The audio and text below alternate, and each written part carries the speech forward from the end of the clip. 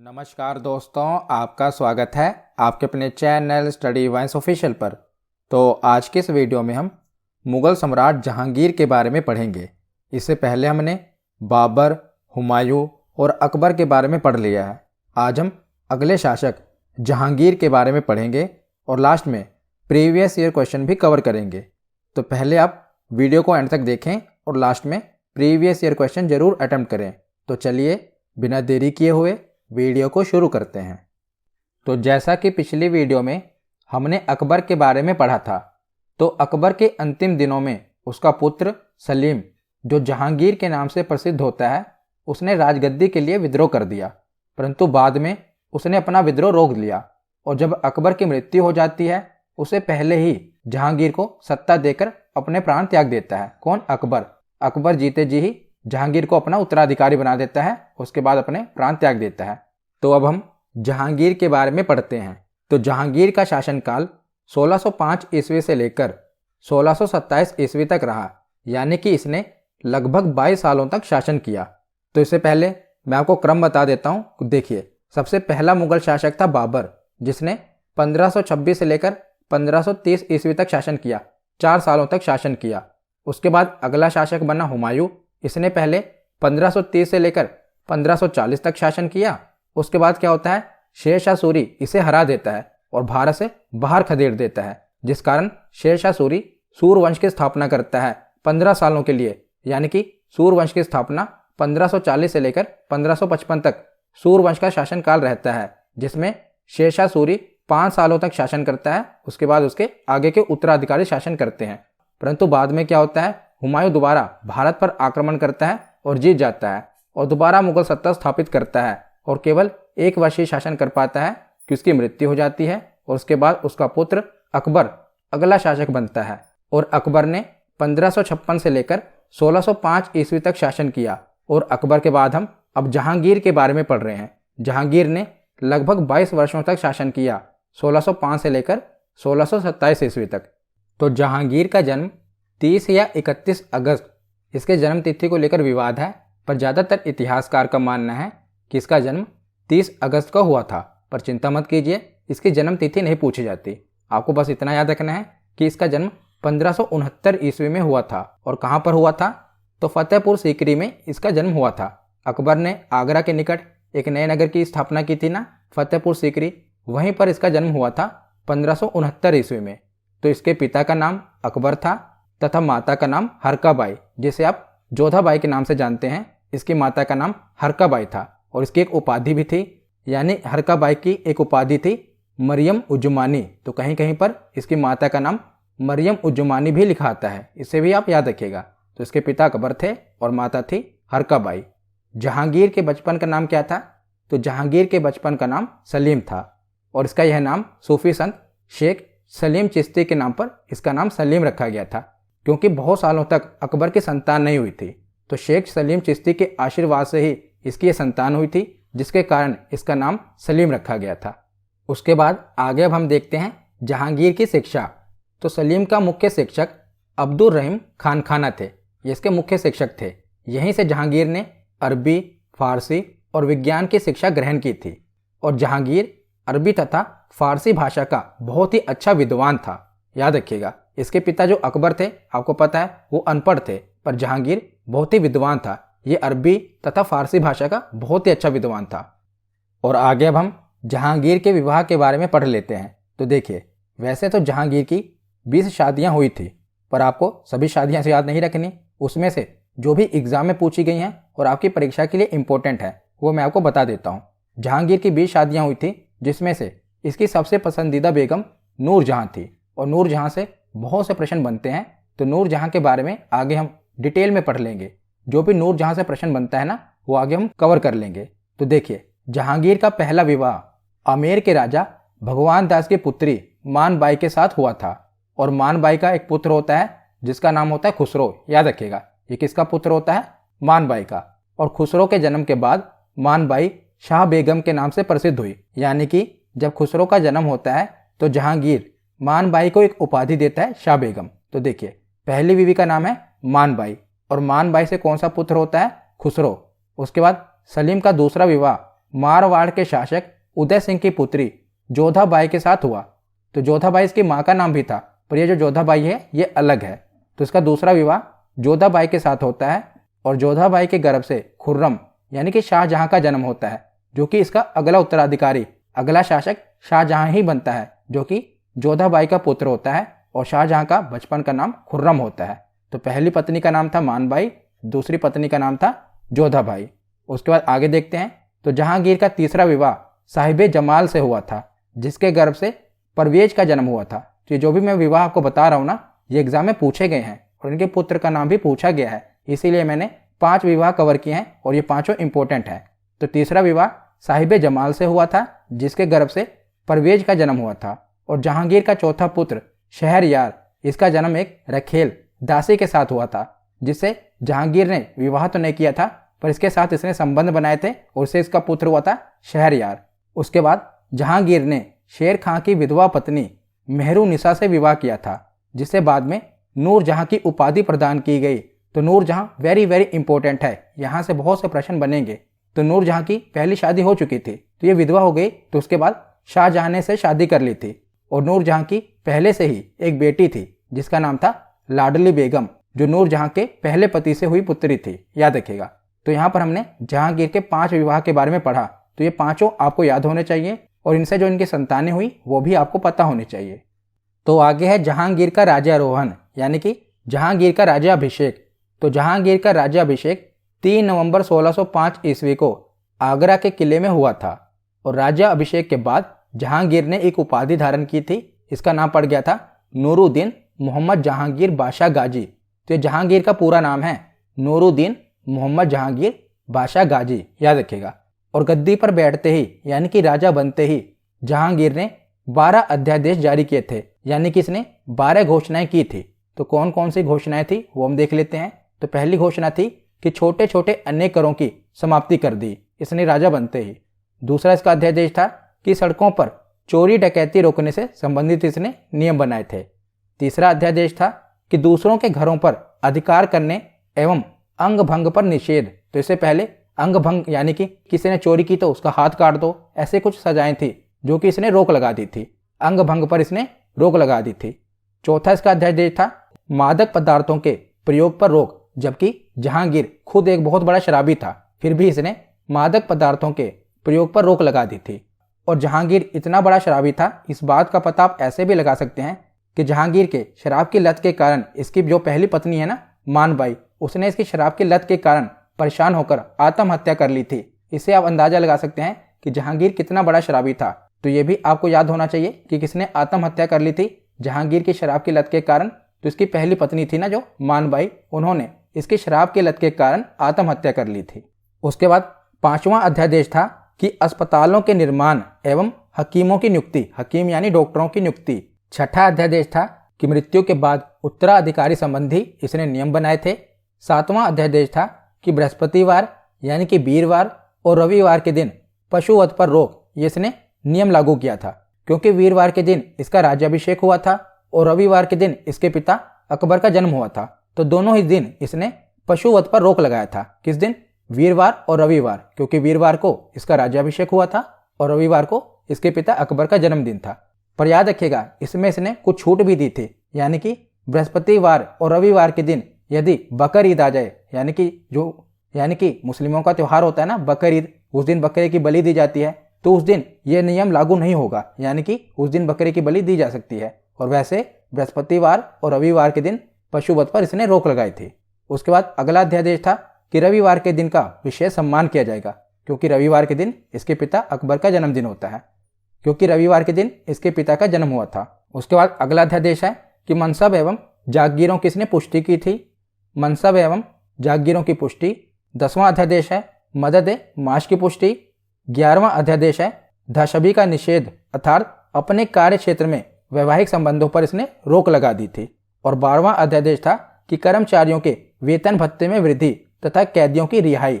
जैसे ही यह शासक बना था इसने कैदियों की रिहाई कर दी थी और कर्मचारियों के वेतन में भी इसने 20% की वृद्धि की थी। तो ये 12 अध्यादेश थे जो जहांगीर ने राजा बनते ही तुरंत लागू कर दिए थे। तो उसके बाद आगे देखते हैं। तो न्याय की जंजीर किसने और क्यों लगवाई थी? ये बहुत ही प्रसिद्ध है, न्याय की जंजीर, इसके बारे में भी हम पढ़ लेते हैं। तो जहांगीर ने गद्दी पर बैठते ही आगरा के किले व यमुना नदी के तट पर एक पत्थर पर खंबे के बीच सोने के न्याय की जंजीर लगवाई थी। जहांगीर के इस न्याय की जंजीर को जंजीर अदली कहा जाता है, जो इसने जंजीर लगवाई थी। और इस जंजीर में 60 घंटियां थी तथा 12 आदेश जारी किए गए थे, जो कि तुजुके जहांगीर में लिखे गए हैं। इसकी जो आत्मकथा है तुजुके जहांगीरी, उसमें ये आदेश लिखे गए थे। तो कोई भी पीड़ित व्यक्ति इस घंटी को बजाकर सीधे बादशाह से फरियाद कर सकता था, इसीलिए इसे न्याय की जंजीर कहा गया था। तो इसने एक सोने की जंजीर बनवाई थी जिसमें 60 घंटियां थी। तो किसी भी फरियादी को अगर बादशाह से फरियाद करनी है तो इस घंटी को बजाकर वो बादशाह से फरियाद कर सकता था, इसीलिए इसे न्याय की जंजीर कहा गया, याद रखिएगा। तो आगे अब हम जहांगीर के प्रारंभिक शासन के बारे में देख लेते हैं। तो देखिए, जैसे ही जहांगीर शासक बनता है ना, इसका पहला पुत्र खुसरो इसका विद्रोह कर देता है। क्योंकि जब जहांगीर शासक बनता है तो इसका जो पुत्र होता है खुसरो, उसकी उम्र भी 20-22 वर्ष की हो जाती है और ये सोचता है कि इसे राजा बना दिया जाए। क्योंकि ये सोचता है कि अभी तो जहांगीर शासक बना है, 20-30 साल शासन करेगा तो इसकी भी उम्र हो जाएगी, यानी कि खुसरो की भी उम्र हो जाएगी। इसीलिए ये अपने पिता के खिलाफ ही विद्रोह कर देता है। तो जहांगीर के सिंहासन पर बैठने के कुछ ही महीनों के बाद अप्रैल 1606 में उसके सबसे बड़े पुत्र खुसरो ने इसका विद्रोह कर दिया। और उसके विद्रोही स्वभाव को देखते हुए जहांगीर ने उसे नजरबंद कर दिया, यानी कि उसे एक कैद खाने में डाल दिया। परंतु वह वहां से भी भाग निकलता है। कौन? खुसरो। और खुसरो भागकर सिखों के 5वें गुरु अर्जन देव जी के पास चला जाता है और वहां से उनका आशीर्वाद लेता है और जहांगीर के खिलाफ रणनीति बनाने में लग जाता है। और जहांगीर की सेना क्या करती है? खुसरो का पीछा करती है और भैरवल के मैदान में खुसरो और जहांगीर की सेना के बीच में संघर्ष होता है और इसमें खुसरो पराजित हो जाता है और खुसरो को दोबारा लाकर नजरबंद यानी कि कैद में दोबारा रख दिया जाता है। और जहांगीर 5वें सिख गुरु अर्जन देव जी से काफी नाराज था, क्योंकि उन्होंने उसके विद्रोही खुसरो को आशीर्वाद दिया था। इसीलिए जहांगीर ने 5वें सिख गुरु अर्जन देव जी से कहा कि या तो आप जुर्माने का भुगतान करिए, नहीं तो आपको सजा दी जाएगी। तो जुर्माने की रकम भरने से गुरु अर्जन देव जी ने इनकार कर दिया था, जिसके कारण क्या हुआ कि जहांगीर ने गुरु अर्जन देव जी को फांसी की सजा दे दी थी, याद रखिएगा। तो 5वें गुरु को किसने शहीद करवा दिया था? जहांगीर ने। उसके बाद आगे है, तो उसके 1 साल बाद क्या होता है कि खुसरो दोबारा जेल से भाग जाता है। फिर वह 1607 ईस्वी में जहांगीर की हत्या की रणनीति बनाता है कि अब तो जहांगीर को ही काम से हटा दो, उसके बाद मैं राजा बन जाऊंगा। तो इस बात से जहांगीर को काफी दुख होता है और इस बार वह कठोर दंड देते हुए खुसरो की दोनों आंखें निकलवा लेता है, यानी कि अपने ही बेटे की वो दोनों आंखें निकलवा देता है और इस प्रकार उसे अंधा करके दोबारा कैद में डाल देता है। और वह कैद में लंबे समय तक रहता है और इसी बीच में वह कैद में है और उसकी आंखें भी इसने निकलवा दी। तो जहांगीर का जो दूसरा पुत्र होता है ना, खुर्रम, जो कि आगे शासक बनता है शाहजहां के नाम से, वो क्या करता है कि सैनिकों की मदद से अपने भाई को मरवा देता है, यानी कि खुसरो को मरवा देता है। क्योंकि उसको लगता है कि जब जहांगीर की मृत्यु हो जाएगी तो भले ही खुसरो अंधा है फिर भी ये राजा बन सकता है, क्योंकि उसका बड़ा बेटा है। इसीलिए वो क्या करता है कि सैनिकों की मदद से जेल में ही खुसरो को मरवा देता है। पहले से वो अंधा है और ये षड्यंत्र करके उसको मरवा देता है। तो उसके बाद आगे है मेवाड़ से युद्ध व संधि। तो अकबर के कई प्रयासों के बाद भी वह मेवाड़ को जीतकर अधीन नहीं कर सका। हमने पिछली वीडियो में ही पढ़ा था। तो जहांगीर ने अपने पिता के समान साम्राज्यवाद की नीति का अनुसरण कर मेवाड़ पर अधिकार करना चाहता था। इसके पिता ने चित्तौड़ के किले पर तो अधिकार कर लिया था, पर पूरे मेवाड़ पर अधिकार नहीं किया था। इसीलिए जहांगीर ने पूरे मेवाड़ पर अधिकार करने के लिए 1608 में अपने दूसरे पुत्र परवेज को, मेवाड़ के शासक थे अमर सिंह, तो अमर सिंह को हराने के लिए इसने अपने पुत्र परवेज को भेजा था। और परवेज की सहायता के लिए इसने अपना सेनापति महावत खां को भी भेजा था। तो अमर सिंह जी ने क्या किया, उन्होंने अपने राज्य की रक्षा की, यानी कि परवेज और महावत खां उन्हें हरा नहीं पाया। जिसके बाद क्या होता है कि जहांगीर इन दोनों को ही वापस बुला लेता है।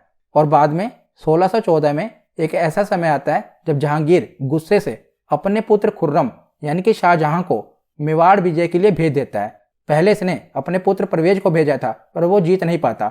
उसके बाद ये शाहजहां यानी कि खुर्रम को भेजता है अमर सिंह को हराने के लिए। तो खुर्रम ने वहां जाकर बहुत ही कत्ले आम मचाया, फसलें नष्ट कर दी और किसानों को भी बहुत प्रताड़ित किया।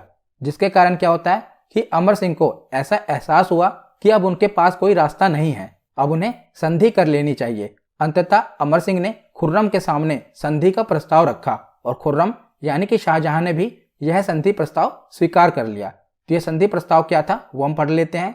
तो 1615 में संधि हो गई और इस संधि की शर्तें निम्नलिखित थी। तो संधि किसके किसके बीच हुई थी? तो जहांगीर और मेवाड़ के राजा अमर सिंह के बीच हुई थी। तो क्या शर्तें रखी गई थी संधि में वो देख लेते हैं। तो पहली शर्त थी कि राणा की बात होगी तो यानी कि अमर सिंह, तो राणा ने सम्राट जहांगीर की अधीनता स्वीकार कर ली, ये पहली संधि की शर्त थी। दूसरी थी कि सम्राट ने राणा को चित्तौड़ समेत सारा प्रदेश लौटा दिया जो कि अकबर के काल में मुगलों के आधिपत्य में था। जो चित्तौड़ का किला था इनके अधिकार में था मुगलों के, वो भी उदय सिंह को लौटा दिया और चित्तौड़ की मरम्मत करना निषेध कर दिया गया। ये तीसरी शर्त थी, यानी कि चित्तौड़ के किले के बगल में कोई भी किलेबंदी नहीं की जाएगी, ये तीसरी शर्त रखी गई थी।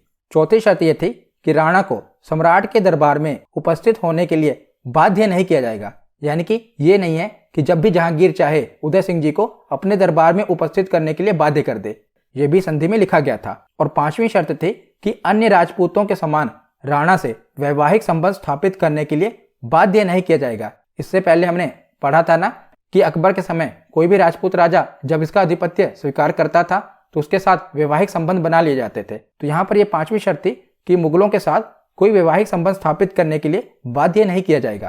तो ये 5 शर्तें थी, आपको याद होने चाहिए। ये 1615 में किसके किसके बीच में हुई थी? उदय सिंह मेवाड़ के शासक और मुगल सम्राट जहांगीर के बीच में। तो उसके बाद अगला अभियान होता है दक्षिण विजय। तो अहमदनगर जो कि दक्षिण भारत का मुख्य क्षेत्र था, वहां का वजीर था जिसका नाम था मलिक अंबर। ये बहुत ही ताकतवर और शक्तिशाली माना जाता था। कौन? मलिक अंबर। तो मलिक अंबर के खिलाफ काफी शुरुआती अभियान मुगलों के द्वारा चलाए गए, परंतु मलिक अंबर ने हार नहीं मानी, बल्कि कई अवसर तो ऐसे आए जब उसने मुगलों को भी पराजित कर दिया। लेकिन बाद में क्या होता है कि अहमदनगर में खुर्रम के नेतृत्व में, यानी कि शाहजहां के नेतृत्व में एक सेना भेजी जाती है जो कि मलिक अंबर को पराजित कर देती है और इस प्रकार खुर्रम एक अच्छे शासक के रूप में उभर के आता है। खुर्रम यानी कि शाहजहां। तो इस बात से खुश होकर जहांगीर ने खुर्रम को शाहजहां की उपाधि दी थी। तो इससे पहले इसका नाम था खुर्रम। तो जब दक्षिण की विजय मिल जाती है उसके बाद ही इसका नाम पड़ जाता है शाहजहां। शाह यानी कि राजा, जहां यानी कि दुनिया का। तो शाहजहां दुनिया का राजा, ये उपाधि किसने दी थी? इसके पिता जहांगीर ने इसके दक्षिण विजय के बाद इसको ये उपाधि दी थी, याद रखिएगा। तो यहाँ पर हमने जहांगीर के प्रारंभिक शासन के बारे में पढ़ लिया। अब हम नूरजहां के बारे में पढ़ लेते हैं। मैंने आपको पीछे बताया था ना कि नूरजहां इसकी पत्नी थी। वेरी वेरी इंपॉर्टेंट है, क्योंकि जब नूरजहां का विवाह जहांगीर के साथ हो जाता है ना, तो जो भी जहांगीर का शासन होता है वो एक तरह से नूरजहां ही चलाती है। इसलिए नूरजहां का इसके शासनकाल में बहुत ही इंपॉर्टेंट रोल है। तो वो हम पढ़ लेते हैं। तो नूरजहां का जन्म 1577 ईस्वी में हुआ था और इसका प्रारंभिक नाम था मेहरुनिसा। तो याद रखिएगा, इसका प्रारंभिक नाम क्या था? मेहरुनिसा। और इसके पिता का नाम क्या था? इसके पिता का नाम था मिर्जा गियास बेग और माता का नाम था असमत बेगम। तो असमत बेगम ने ही गुलाब के इत्र निकालने की विधि खोज की थी, इसकी माता ने, असमत बेगम ने। उसके बाद है कि मेहरुनिसा पहले से ही विवाहित थी। तो जब इसका विवाह जहांगीर के साथ होता है तो ये विधवा थी, याद रखिएगा। इसका पहला विवाह 1594 ईस्वी में अली कुली बेग के साथ हुआ था, जो कि मुगलों के अधीन ही था, मुगलों की सेना में ही था अली कुली बेग। और इसकी एक पुत्री भी थी जिसका नाम था लाडली बेगम। तो ये अली कुली बेग के साथ इसकी एक पुत्री हुई थी लाडली बेगम। और अली कुली बेग ने एक बार शेर की हत्या कर दी थी। इसी क्रम से खुश होकर जहांगीर ने इसे शेर अफगान की उपाधि दी थी। इसी तरह हमने शेरशाह सूरी के बारे में भी पढ़ा था कि उसने शेर की हत्या कर दी थी, जिसके कारण उसका नाम शेरशाह सूरी पड़ गया था। तो इसी तरह इसने भी शेर की हत्या कर दी थी, जिसे खुश होकर जहांगीर ने इसे शेर अफगान की उपाधि दी थी। तो जहांगीर को उस समय तक पता भी नहीं था कि इसकी पत्नी का नाम मेहरुनिसा है और वो काफी सुंदर भी है। बाद में क्या होता है कि नवरोज के त्योहार के दिन अब इसका पति यानी कि मेहरुनिसा का पति मर चुका होता है, जिसका नाम था अली कुली बेग, जिसे शेर अफगान की उपाधि दी गई थी। तो एक दिन क्या होता है कि नवरोज के त्योहार के दिन विधवा मेहरुनिसा को, जिसे हम नूरजहां के नाम से जानते हैं, इसे जहांगीर देखता है और देखकर ही ये इस पर आसक्त हो जाता है और इसे विवाह की इच्छा प्रकट करता है। और इस प्रकार विधवा मेहरुनिसा का विवाह जहांगीर के साथ 1611 ईस्वी में हो जाता है। किसके साथ? जहांगीर के साथ। तो जब विवाह हुआ था तब जहांगीर ने इसे नूर महल की उपाधि दी थी। नूर यानी कि रोशनी, महल यानी कि महल की रोशनी, परंतु बाद में इसे नूर जहां अर्थात पूरे जहां की रोशनी की उपाधि दे देता है। क्या नाम रख देता है? नूर जहां। नूर यानी कि लाइट, रोशनी, जहां यानी कि दुनिया, यानी कि पूरे जहां की रोशनी। जब इसने शादी की थी उस समय इसका नाम रखा था नूर महल, पर बाद में रख देता है नूर जहां। और विवाह के पश्चात जितने भी नूर जहां से संबंधित लोग होते हैं उनको दरबार में उच्च पद दिए जाते हैं। जैसे कि इसका भाई था आसफ खां, उसे भी उच्च पद दिया गया, इसके पिता को भी उच्च पद दिया गया। तो इसके यानी कि जहांगीर के दरबार में जो भी नूर जहां के सगे संबंधी होते हैं उन्हें उच्च पद दिया जाने लगा। और आगे चलकर जहांगीर के शासन कार्यों पर भी इसका कब्जा हो गया। किसका? नूर जहां का। यानी कि नूर जहां ही इसका शासन चलाने लगी, जहांगीर का। और जहांगीर नूर जहां के प्रभाव में इस हद तक आ गया था कि अंत में इसने कहा था कि मुझे 1 सेर शराब और आधा सेर मांस के अतिरिक्त कुछ नहीं चाहिए, मैंने बादशाह नूर जहां को सौंप दी है। ये इसके कथन हैं, किसके? जहांगीर के, कि मुझे 1 सेर शराब और आधा सेर मांस के अतिरिक्त कुछ नहीं चाहिए, मैंने बादशाह नूर जहां को सौंप दी है। तो नूर जहां का बहुत ही ज्यादा दखल हो जाता है इसके शासन में, जहांगीर के शासन में। दखल क्या, पूरा शासन ही बाद में नूर जहां चलाती है। तो नूर जहां का भाई होता है आसफ खां, ये क्या करता है? अपनी बेटी का विवाह खुर्रम शाहजहां के साथ करवा देता है। ये सोचता है कि अगला शासक जहांगीर के बाद कौन बनेगा? शाहजहां बनेगा, इसीलिए अपनी बेटी का विवाह शाहजहां के साथ करवा देता है।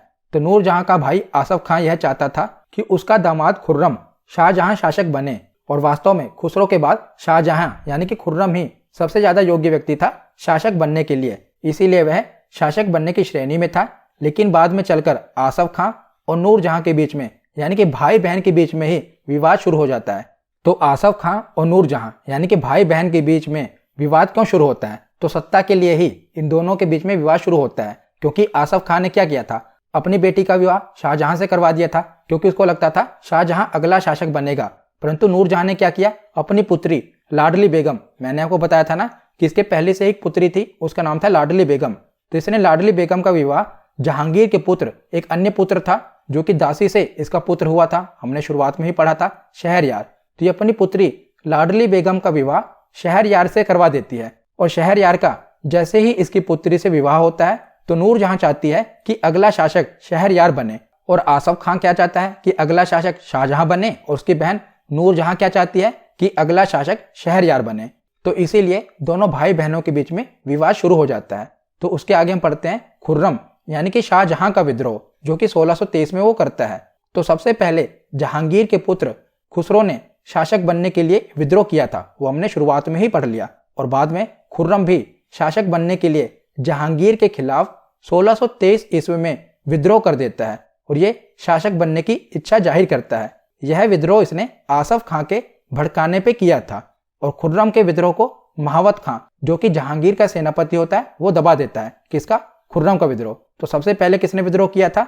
तो सबसे पहले इसके बड़े पुत्र खुसरो ने विद्रोह किया था, जो कि हमने पीछे पढ़ ही लिया। उसके बाद शाहजहां यानी खुर्रम ने भी शासक बनने के लिए विद्रोह कर दिया था, जिसे महावत खां दबा देता है। तो 1623 में खुर्रम विद्रोह करता है, और 1626 में महावत खां, जिसका सेनापति होता है ना, वो भी विद्रोह कर देता है। तो ये विद्रोह क्यों कर देता है? तो सेनापति महावत खां की भी इच्छाएं बढ़ने लगती है, वो भी चाहता है कि वो भी राजा बने, क्योंकि वो देखता है कि नूर जहां का जो गुट होता है ना, उसका प्रभाव राजा पे ज्यादा है। इसीलिए इसने 1626 ईस्वी में विद्रोह कर दिया, लेकिन इसके विद्रोह को भी दबा दिया जाता है। और बाद में क्या होता है कि जहांगीर की 1627 ईस्वी में मृत्यु हो जाती है। तो जहांगीर की मृत्यु के बाद अगला शासक खुर्रम यानी कि शाहजहां बन जाता है, क्योंकि वही सबसे योग्य होता है। तो 28 अक्टूबर 1627 ईस्वी को भीमवार नामक स्थान पर जहांगीर की मृत्यु हो जाती है, और इसे शाहदरा यानी कि लाहौर में रावी नदी के तट पर दफनाया जाता है। किसे? जहांगीर को। तो 1627 ईस्वी में इसकी मृत्यु हो जाती है। तो सलीम की बात हो रही है, यानी कि हम जहांगीर के बारे में पढ़ रहे हैं, तो अनारकली की बात होनी चाहिए। तो अनारकली का प्रसंग भी हम पढ़ लेते हैं। भले ही हमने जहांगीर के बारे में पूरा पढ़ लिया कि कहाँ से उसका जन्म हुआ, उसके शुरुआती अभियान भी देख लिए, उसकी मृत्यु भी देख ली, परंतु जहांगीर के ही जीवन में अनारकली का भी प्रसंग है, वो हमने छोड़ दिया था, इसे भी हम देख लेते हैं। तो अनारकली का प्रसंग यानी कि जहांगीर से घटना जुड़ी हुई है, अनारकली से प्रेम की घटना। और अनारकली अकबर के दरबार में एक नृत्यांगना थी, एक डांसर थी, आपको पता ही होगा। तो सलीम यानी कि जहांगीर का झुकाव अनारकली की तरफ बहुत ज्यादा बढ़ चुका था, और वह अपने दिन का अधिकांश भाग अनारकली के साथ बिताना पसंद करता था। इस बात से अकबर बहुत ही चिढ़ता था, क्योंकि वो अपने पुत्र से बहुत ही स्नेह यानी कि प्यार करता था। परिणाम स्वरूप क्या हुआ कि अकबर ने अनारकली को अपने दरबार से बाहर निकलवा दिया, और उसे अफगानिस्तान के क्षेत्र की तरफ यानी कि भारत की सीमा से बाहर भेज दिया था। इस तरह सलीम यानी कि जहांगीर और अनारकली अलग हो जाते हैं। परंतु बाद में क्या होता है, जब उसे पता चलता है ना कि अनारकली की मृत्यु हो गई, तब सलीम यानी कि जहांगीर उसके मकबरे का निर्माण करवाता है। यानी कि अनारकली के मकबरे का निर्माण 1615 ईस्वी में ये लाहौर में करवाता है। और इस मकबरे पे उसने लिखवाया है, यानी कि इसने जहांगीर ने अनारकली के मकबरे पर लिखवाया है कि अगर मुझे एक दिन की मोहलत मिल जाती अनारकली को देखने की, तो मैं क़यामत के दिनों तक अल्लाह का शुक्रगुजार होता। ये किसने लिखवाया था? ये जहांगीर ने अनारकली के मकबरे पर लिखवाया था। इससे पता चलता है कि इन दोनों के बीच में काफ़ी प्रेम था। तो उसने लिखवाया था कि अगर मुझे एक दिन की मोहलत मिल जाती अनारकली को देखने की, तो मैं क़यामत के दिनों तक अल्लाह का शुक्रगुजार होता। तो ये था अनारकली का प्रसंग। मैंने कहा सलीम के बारे में पढ़ रहे हैं तो अनारकली का प्रसंग भी पढ़ लेते हैं। तो आगे हम जहांगीर से रिलेटेड यानी कि सलीम से रिलेटेड जो महत्वपूर्ण तथ्य हैं वो भी देख लेते हैं। तो जहांगीर का मकबरा नूरजहां ने बनवाया था, ये आपको पता होना चाहिए। ये सभी वन लाइनर क्वेश्चन है, याद होने चाहिए। और जहांगीर चित्रकला का बेहद शौकीन था। उसने अपने शासनकाल में चित्रकला को काफ़ी बढ़ावा दिया था।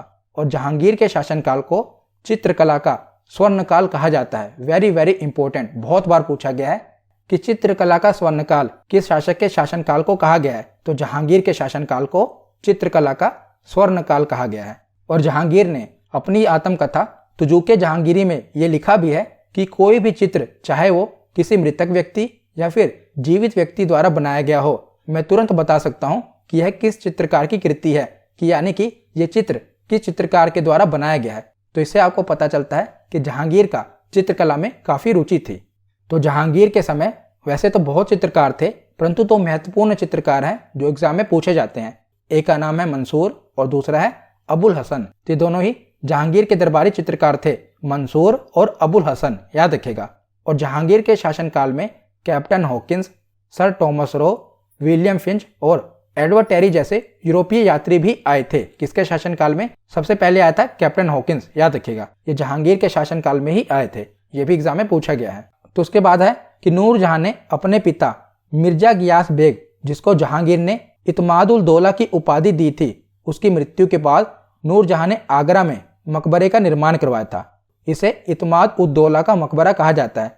तो नूरजहां ने अपने पिता के मकबरे का निर्माण करवाया था आगरा में, जिसे इत्माद उल दौला का मकबरा कहा जाता है। तो ये क्यों इंपॉर्टेंट है? क्योंकि यह मकबरा पूर्णतः सफ़ेद संगमरमर से निर्मित है और यह भारत में बनने वाला पहला पूर्णतः सफ़ेद संगमरमर से बनने वाला मकबरा है। बाद में आगे चलकर ही शाहजहां ने पूर्णतः सफ़ेद संगमरमर से बना, जिसे हम ताजमहल कहते हैं, वो बाद में बना था। उससे पहले ये इत्मादुल दौला का मकबरा बना था संगमरमर से, इसलिए इंपॉर्टेंट है। उसके बाद आगे देखते हैं। तो जहांगीर की जो आत्मकथा है ना, तुजुके जहांगीरी, इसकी शुरुआत जहांगीर ने ही की थी। यानी कि जहांगीर ने अपनी आत्मकथा खुद ही लिखी थी, परंतु इसके मरने के बाद जो बाकी के प्रसंग हैं वो लिखे थे मोतबिंद खां ने। तो इसको पूरा किसने किया था? मोतबिंद खां ने, याद रखेगा। तुजुके जहांगीरी इसकी आत्मकथा का नाम है, जिसकी शुरुआत जहांगीर ने ही की थी, परंतु इसके मरने के बाद के जो प्रसंग हैं वो लिखे थे मोतबिंद खां ने। तो इसने इसकी आत्मकथा को पूरा किया था, मोतबिंद खां ने। तो यहाँ पर हमारा थ्योरी सेक्शन कंप्लीट होता है। अब हम प्रीवियस ईयर क्वेश्चन देखते हैं। तो पहला प्रश्न है कि जहांगीर ने बादशाह बनने के बाद कौन सी उपाधि धारण की थी? तो इसका सही जवाब है ऑप्शन सी, नूरुद्दीन मोहम्मद जहांगीर। अगला प्रश्न है कि जहांगीर ने किस सिख गुरु को मृत्यु दंड दिया था? तो इसका सही जवाब है ऑप्शन सी, गुरु अर्जन देव जी। अगला प्रश्न है कि निम्नलिखित में से कौन सा एक जहांगीरी चित्रकार था? यानी कि जहांगीर के दरबार में वो चित्रकार था, जहांगीर के शासनकाल में वो चित्रकार था। तो इसका सही जवाब है ऑप्शन ए, अबुल हसन। अगला प्रश्न है कि जहांगीर की पत्नी नूरजहां का वास्तविक नाम क्या था? Very very important question. तो जहांगीर की पत्नी नूरजहां का वास्तविक नाम था मेहरुनिसा। ऑप्शन ए इसका सही जवाब है। अगला प्रश्न है कि कैप्टन हॉकिंस और सर थॉमस रो ने डैश के शासनकाल में भारत का दौरा किया था? तो इन्होंने जहांगीर के शासनकाल में भारत का दौरा किया था। तो इसका सही जवाब है ऑप्शन बी। अगला प्रश्न है कि जहांगीर के विरुद्ध किसने विद्रोह किया और उसे अंधा कर दिया गया? तो जहांगीर के विरुद्ध सबसे पहले किसने विद्रोह किया था? इसके पुत्र खुसरो ने, उसको बाद में अंधा कर दिया गया था। इसका सही जवाब है ऑप्शन सी। अगला प्रश्न है कि जहांगीर को कहाँ दफनाया गया था? तो जहांगीर को लाहौर में दफनाया गया था। ऑप्शन बी इसका सही जवाब है। अगला प्रश्न है कि जहांगीर के द्वारा खुर्रम को शाहजहां की उपाधि किस विजय के बाद दी गई थी? तो खुर्रम को शाहजहां की उपाधि किस विजय के बाद दी गई थी? इसका सही जवाब है ऑप्शन बी, दक्षिण विजय के बाद। अगला प्रश्न है कि जहांगीर और विद्रोही राजकुमार खुसरो के बीच में कौन सी लड़ाई हुई थी? तो इसका सही जवाब है ऑप्शन डी, भैरोवाल का युद्ध हुआ था। अगला प्रश्न है कि जहांगीर के गुरु कौन थे?